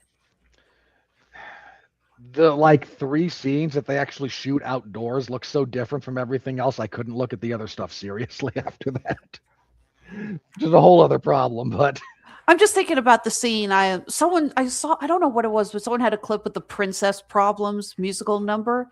Yeah. And I was thinking back to, like, you know what? That was a competently shot, well lit, that's one choreographed scene. They went out into the woods and shot a scene. Fair enough. And it looks like that. I mean, that whole sequence actually gave me, there's a sequence in First Night. It gave me some vibes from one of the forest sequences in that. Like, you know what you're doing a little bit here. Why couldn't you do that with the rest of the movie? We go from like the CGI slop to a real forest, back to the CGI slop, and you just kind of go, but it looked good for a 5-minute segment. The visual didn't make my eyes bleed. Now I'm looking at the nightmare-fueled dwarves again. What the hell? So, anyway, that was the Oscars, and let's hit Rotten Tomatoes real quick, and then we can get out of here.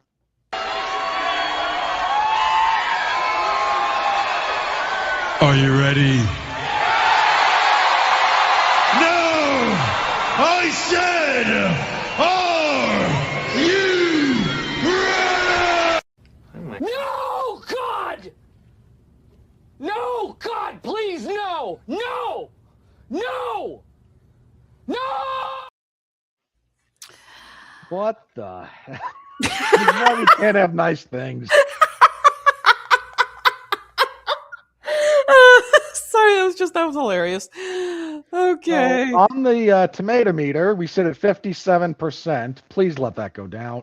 Not far enough.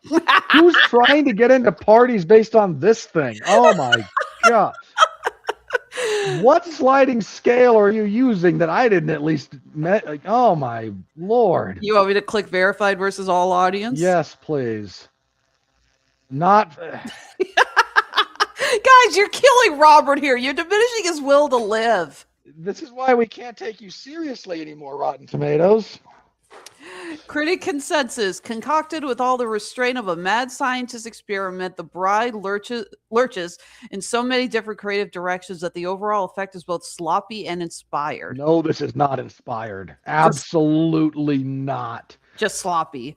And the audience AI says The Bride unapologetically walks down the bloody aisle with style and verve, sparking mixed reactions. Some question its unity, while many more wholeheartedly say, I do, without a prenup. Oh, fuck you. Fuck you, AI. We're going to get a lot of those puns, aren't we? Oh. I'm not looking forward to that. I'm not either. Hang on. Let me freaking adjust this screen. There we go. God. It's like I try to format this thing so I can see both this and the StreamYard at the same time, and my computer says no. It's a fight. All right. So let's just start at the top here. Sure. Steven, I don't know, Third Coast Review, 3 out of 4. The Bride is loud, brash, and fully in your face with both its visuals and its messages. Yeah, it is loud and brash and fully in your face, and we don't like it for that. I'm sorry, guys. I don't have the fondest of memories when this kind of filmmaking was in vogue, and we drummed it out of town for a reason. Okay, Neely Swanson from the Beverly Hills Courier. It's as though Mel Brooks, the Marx Brothers, Busby Berkeley, and James Whale were poured into a cauldron and came out as a Dada project directed by Salvador Dali. None of what you said is good, my man. I've got, look, if you want me to describe the artistic process here, this is Maggie Gyllenhaal dumping a handful of references and her every 2016 social talking point into a blender, hitting frappe, and then just throwing the resulting liquefied mess willy-nilly at the wall, pointing at it and going, art. And for the record, just because she included an homage to Young Frankenstein does not entitle you to say that she put Mel Brooks in the cauldron. A reference does not count as an ingredient in this concoction. Not one bit of Maggie Gyllenhaal's filmmaking talent would be the equivalent of a Mel Brooks toenail clipping. Robert Horton from The Scarecrow. Embedded in the movie's glorious fun is Maggie Gyllenhaal's embrace of wild ideas and narrative eruptions. The Bride plays like a battlefield collaboration from Samuel Fuller and Jean-Luc Godard. Hectoring, radicalized, in your face. Okay, is this giving permission for all of the really pretentious film snobs to come out of the woodwork? Yes, it is. It can't possibly be as stupid on its face as it is. In order to sound smarter, I'm going to look for meaning in this. You people there's a movie that, Interstate 60, I think. Mm-hmm. It's a weird movie. It's also got Christopher Lloyd and Gary Oldman and a bunch of other people in it. Kurt Russell. It's metaphysical, coming of age journey. Guy drives across the country on a non-existent highway. One of the gags is there's a fake museum that on its surface says, come look at recreations of masterpieces, reproductions. So people go in and they look at the art and they talk about it I can totally tell it's a fake. The gag is these are the real deal. And all of the posers and the snobs are the ones saying, you can tell it's a fake because of X when it's the real thing. And our protagonist is an art history buff. So he spots it and, it's part of his journey. But these are those people. If you told them this was a fake, they'd say, oh, of course it's a fake. If you tell them it's an original, they'll prattle on about its brilliance just to try and go with consensus rather than actually express what they think, because they lack confidence in themselves and what they're doing.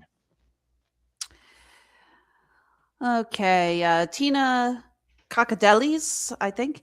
In The Bride, there's enough interesting scaffolding to believe that another version of this movie exists and that it could capture the distinct feminine rage of feeling voiceless. How in the world does this movie... Of all the things this movie actually captures about the, feminist complaints, feeling voiceless isn't one of them, apart from Penelope Cruz in 2 scenes. The Bride and Mary Shelley never shut up. Glenn Weldon from Pop Culture Happy Hour, an NPR podcast. This movie's a mess, but call me Marie Kondo because I love mess. Wow. Any weakest link references you want to pull out there while you're at it? You get my tax dollars, dickhead. I'm not happy about this. All right. We are actually coming up really close on 2 hours. So I think we're going to do 1 or 2 more and then we should really start wrapping up. A couple of our Eric Childress for Movie Madness Podcast. Anyone who has hyperbolized, thank you, that this is the worst film ever and needs to see more movies because even in some of the messiness, there is too much to admire from Gyllenhaal's revision, especially in the performance of Buckley and Bale. She has nothing to do with the performances that Jessie Buckley and Christian Bale give. I will die on that hill. I agree. So she's not actually responsible for the only redeeming part of this mess. I will not say this is the worst movie ever made. It's not. I've seen less competent films. It's a bad, very bad movie. That is, to date, the worst thing I've seen this year. Not seeing a lot of our usual reviewers, but again, this They came out were the all same. afraid. Well, I think it's more because this came out the same week as Hoppers. Yeah. So I think a lot of our usual reviewers went over to review that. And look, if Grace Randolph has to review just one movie on a weekend, then it's going to be Hoppers, not The Bride. No, Sarah Michelle Fetters is... From moviefreak.com. We shoot her a lot. Calling this invigorating, cinematic, caterwaul magnificent would be an injustice. It's so much better than that. How high were you when you saw this movie? Because that's the only way you could get to positivity out of this. Yeah, I'm with you on that one. Oh, there's Randy Jones. We do her too. Randy reviews.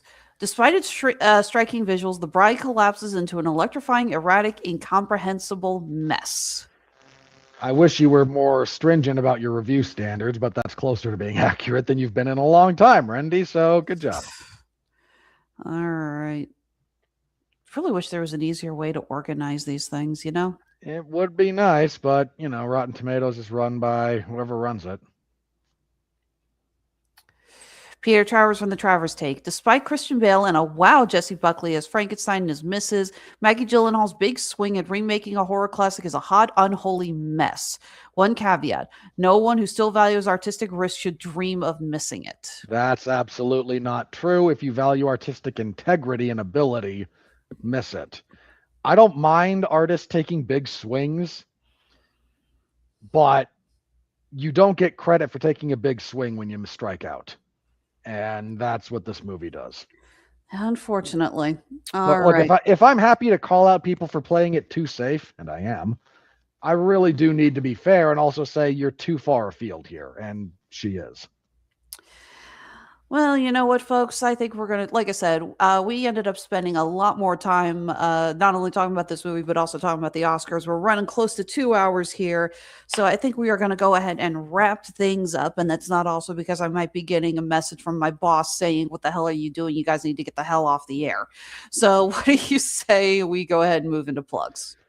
By all means, go ahead. You do plugs that pay you first, and then I'll close us out.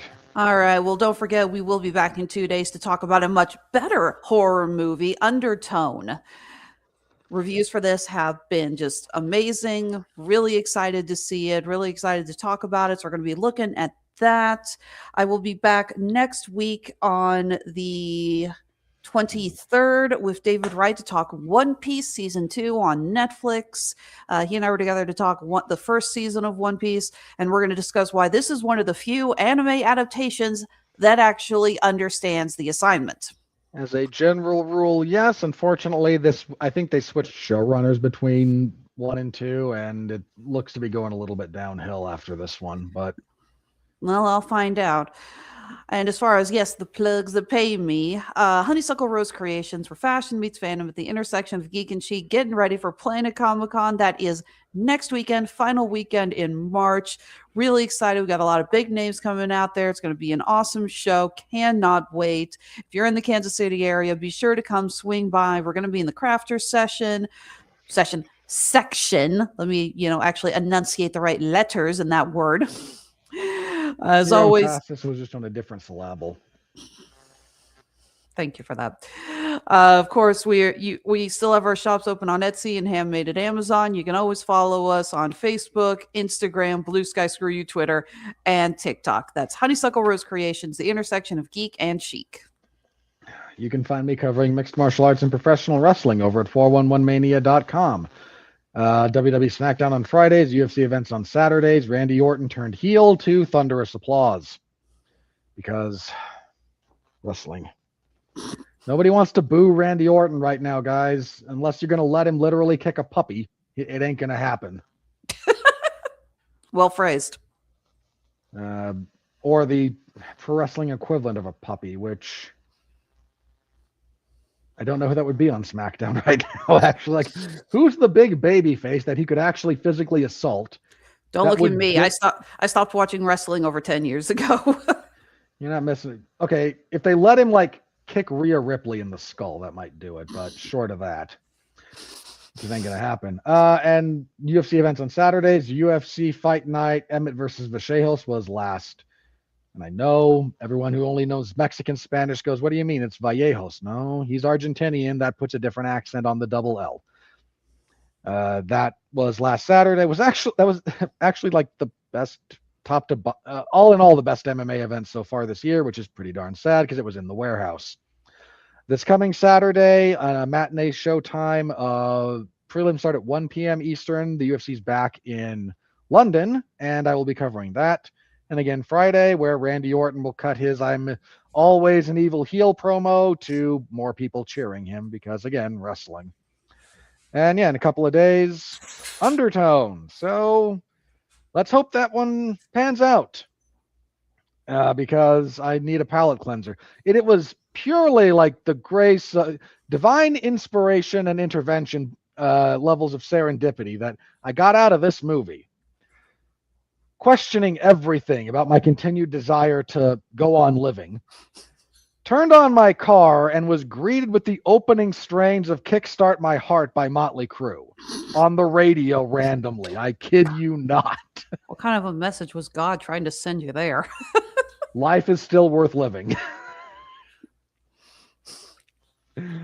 And on that note, everybody, hopefully your life is still worth living. So thank you all very much for tuning in, live or after the fact. Interact with the stream any way you can. Like, comment, subscribe, star rating, written review, whatever's applicable to you.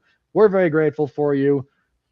Be back here in 2 days for Undertone, and we will be back here next week. Mark will be back, and we will be talking Ryan Gosling, or as apparently as Harrison Ford calls him, Brian Roslin. And Ryan Gosling's just gone along with that joke for years at this point. Because he's been in a few movies with Harrison Ford who never calls him by the right name. And apparently it's one of the few things that brings Harrison Ford joy these days. So we all just go along with it. Project Hail Mary, which has been getting rave reviews. I've not seen a bad one of it yet. And very much looking forward to that. So we will see you next week for that here on Damn You Hollywood. Until then, on behalf of Alexis, we thank Kat for stopping by, Mark in absentia, but always in our hearts. Be well, be safe, and behave.